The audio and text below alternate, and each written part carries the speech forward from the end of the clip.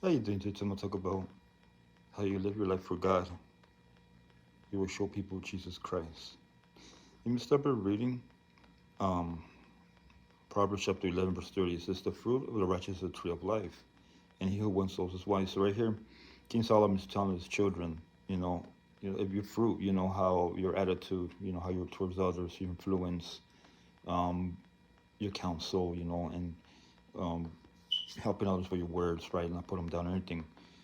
You're going to be like the tree of life. The tree of life is mentioned in Genesis 2 and chapter 2, chapter 3, and chapter 2. We read that God planted in the Garden of Eden the tree of life. And in Genesis 3, we read that the tree of life was guarded by the angel with the flaming sword. And then Adam and Eve were afraid. They were scared. The next time is mentioned in Revelation chapter 2. We read there that the tree of life is in the paradise of God. So but right here it says that the fruit of the righteous is the tree of life. The fruit, it's you're who you are as a person. Um, you show people, that you do good things for them. You're kind, you're compassionate. Um,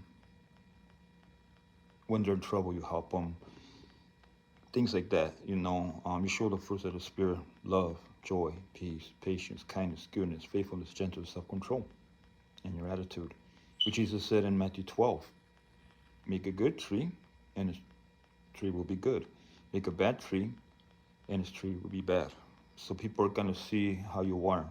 They're gonna notice you like the tree of life. They're gonna say,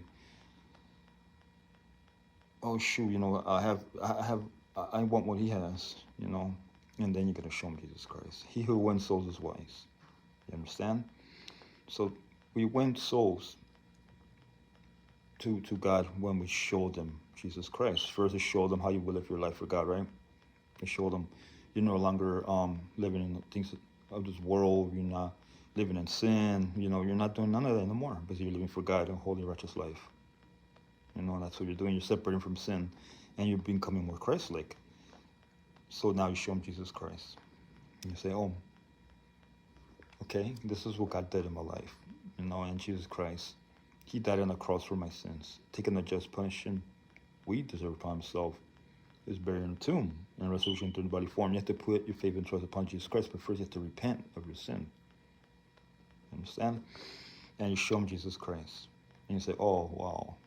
Many people are going to turn to him, Now, Charlie Kirk, he showed Jesus Christ throughout his lifetime, even in his debates.